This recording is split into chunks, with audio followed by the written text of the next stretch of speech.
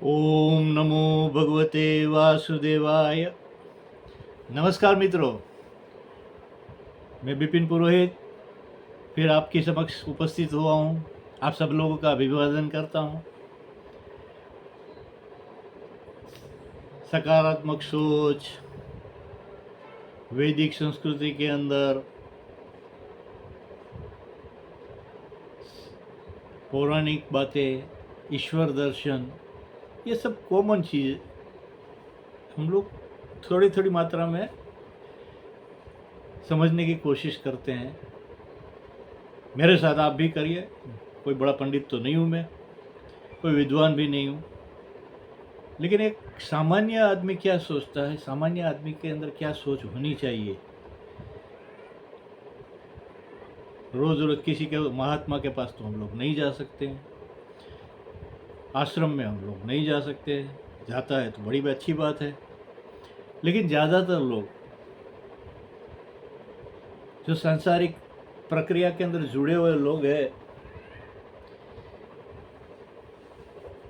वो उतना इन्वॉल्व नहीं हो सकते जितना वो लोग होते हैं। उसकी इच्छा शक्ति प्रबल है तो वो लोग आश्रम भी जाते हैं, महात्मा के जाते हैं, कथा सुनने जाते हैं। हम लोग भी कथा सुनने तो जाते हैं, नहीं जाते ऐसा नहीं।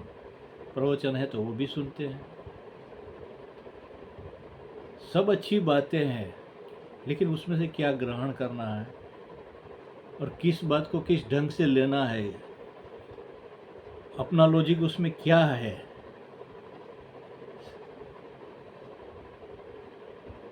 सवाल ये है,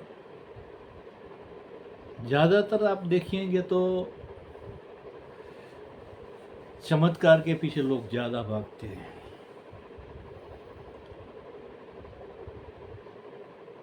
कहने में मुझे कोई बुराई नहीं लगती कि बहुत दम्भी लोग भी इस समाज में है, जो सीधी तरीके से आपको सही बातें नहीं बताते हैं।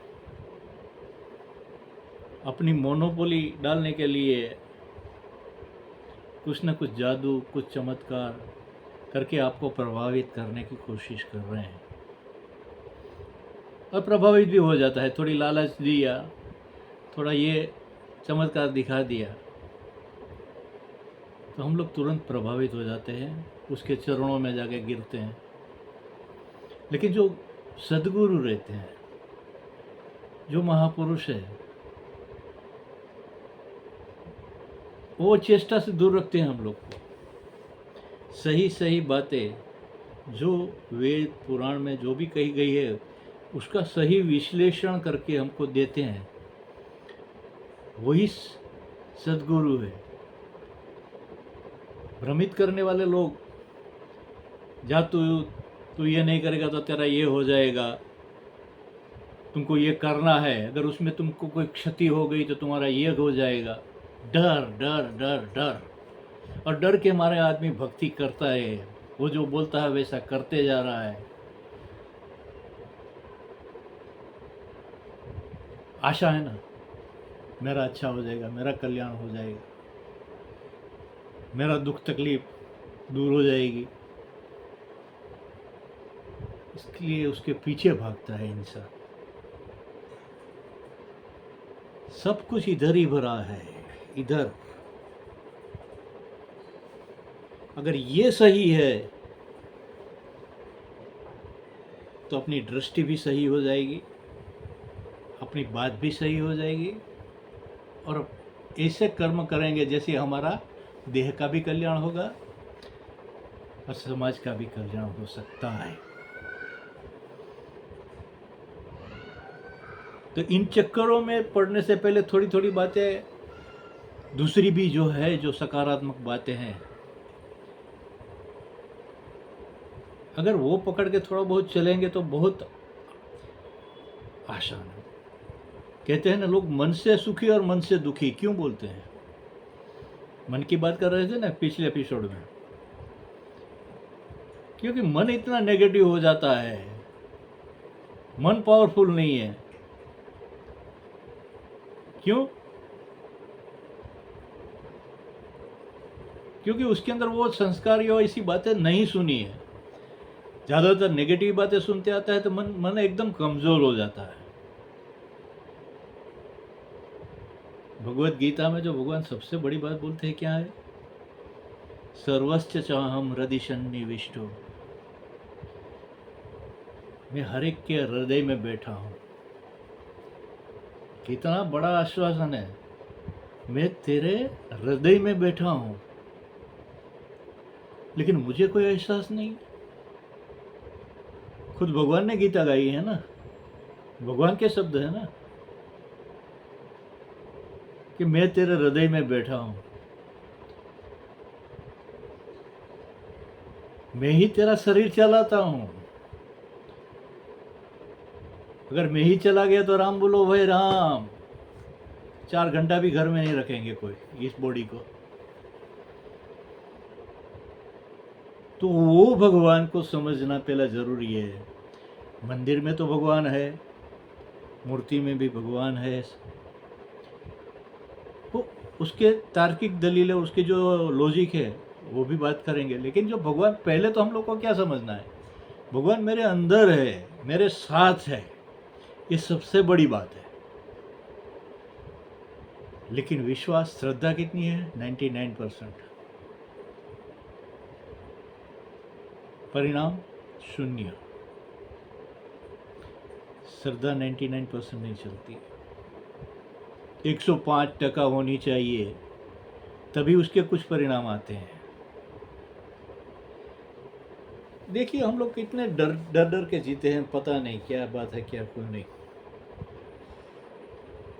भगवान अपने अंदर है, वो तो हम लोग कहने के लिए आत्मा से परमात्मा की भाषा बोलते हैं, लेकिन जब डर की बात आती है तो भूल जाते हैं, मंदिर भागते हैं, यहाँ भागते हैं, वहाँ भागते हैं,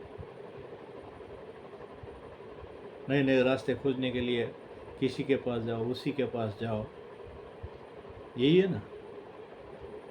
अभी मैं आपको एक दृष्टांत देता हूँ। एक अंधेरी रात के अंदर मुझे एक जगह जाना है, पक्का रोड और लाइट नहीं है, रास्ता में लाइट नहीं है,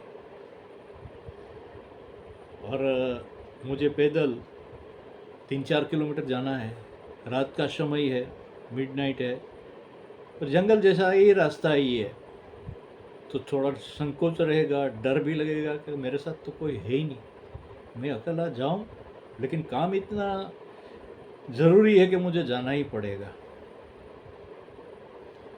क्योंकि वो काम मैं नहीं छोड़ सकता, मेरा इतना नुकसान हो जाएगा, मुझे जाना तो है। लेकिन डर भी है, अकेला हूँ, कोई व्हीकल भी नहीं है मेरे पास, मैं पैदल ही जाना पड़ेगा, क्योंकि ये बारिश का सीज़न है, रास्ता भी ठीक नहीं है, तो ऐसे ही जाना पड़ेगा। फिर क्या करता हूँ, हनुमान चालीसा पढ़ के चले जय हनुमान अग्नि सागर, जय कपि सती लोक उजागर, रामदूत अतुलित बलधाम, अंजनी पुत्र पवन सुत नामा। क्यों? डर है।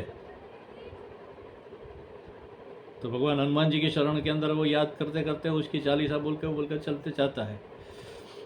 तो रास्ते में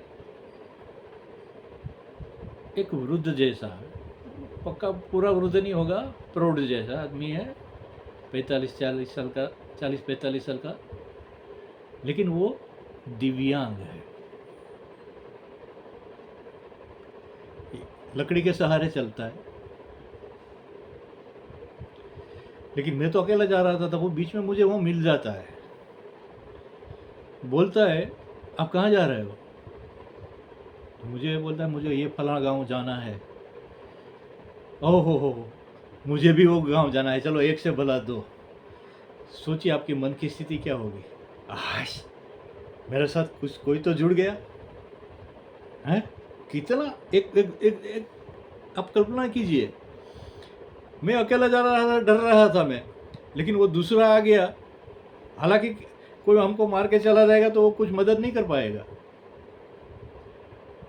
फिर भी हृदय के अंदर थोड़ा आत्मविश्वास जगता है ना कि मेरे साथ कोई है। सोचिए आप क्या फर्क पड़ता है, फर्क पड़ता ही है। क्यों? मैं अकेला नहीं हूँ, कोई दूसरा है साथ में, चलो बातें करते निकल जाएंगे तो सब भूल जाएंगे, सब आराम से रास्ता कट जाएगा। जब एक विकलांग आदमी का, मनुष्य का हमारा साथ सहारा रहता है तो हमको इतनी तसल्ली होती है। सोच लो कि भगवान मेरे साथ है, वो विश्वास पक्का हो जाएगा 105%। तो क्या तुम आपके अंदर डर रहेगा? बिल्कुल नहीं रहेगा। 105% श्रद्धा का विषय है। यूं जो औरतों की बातें उसमें नहीं चलती है, ये होगा तो ठीक है, नहीं होगा तो ठीक है, ऐसी सोच नहीं आती है। मेरे साथ पक्का है और मेरे साथ ही है, मुझे डरने की क्या आवश्यकता है। ये भरोसा आदमी के अंदर कितना हिम्मत बढ़ा देता है। जो अनुभव करता है उसको पता चलता है कि भाई क्या रियल में क्या है। तो पहले भगवान मेरे साथ है, मेरे अंदर बैठा है। तो भगवान ने जो ये कंप्यूटर बनाया है, उसका हार्ड डिस्क क्या है, वो कैसे वर्किंग करता है, कभी सोचा है? हम लोग खाली टेस्ट, खाना खाते हैं तो टेस्ट करके खाते हैं, अच्छा लगा तो खाना खा लिया, यहाँ से नीचे उतरने के बाद उसका क्या हुआ पता नहीं, उसके बाद क्या केमिकल रिएक्शन है, क्या आता है उसमें से, कैसे पाचन होता है, कैसे उसके अंदर से ब्लड बनता है, फिर कैसे एनर्जी उसके अंदर डेवलप होती है, वो एनर्जी से ये बॉडी कैसे फंक्शन करता है।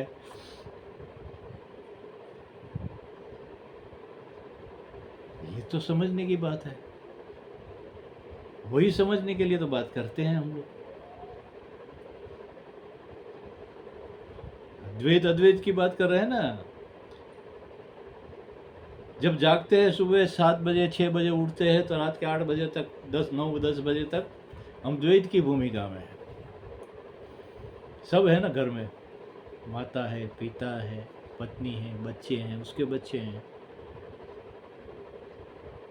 सबके साथ जुड़ा हुआ है ना हम। द्वैत है ना, मेरे साथ दूसरे लोग भी जुड़ा हुआ है, वो द्वैत की भूमिका है। और वही देह, वही मनुष्य रात के 10 बजे के बाद एकदम खर्राटे मार के सो रहा है, सब कुछ भूल जाता है। कौन सा मेरा घर, कौन सी मेरी प्रॉपर्टी, कौन सा मेरा परिवार, पत्नी, बच्चे, बच्चे के बच्चे, कुछ याद रहता है? नहीं। कहाँ गए? तो बॉडी तो चल रहा है ना, फंक्शनिंग कर रहा है, ये कंप्रेसर भी चालू है, श्वासोश्वास की प्रक्रिया भी चालू है, पंप भी चालू है, कोई चीज़ रुकती तो नहीं है। फिर कहाँ गए थे हम लोग?